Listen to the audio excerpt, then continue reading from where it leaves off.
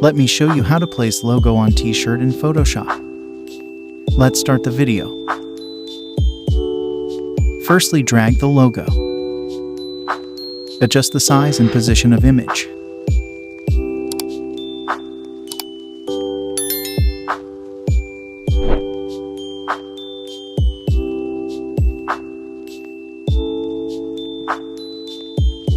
Go to the logo layer and convert to Smart Object.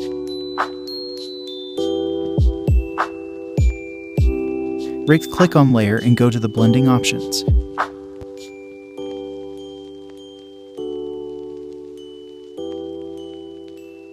Change blend mode to multiply.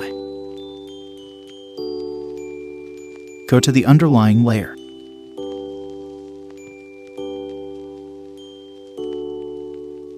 Hold Alt and drag it. Adjust the logo transparency.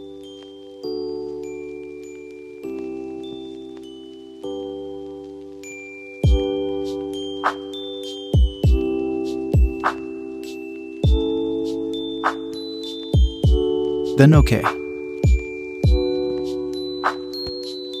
Check the logo placing.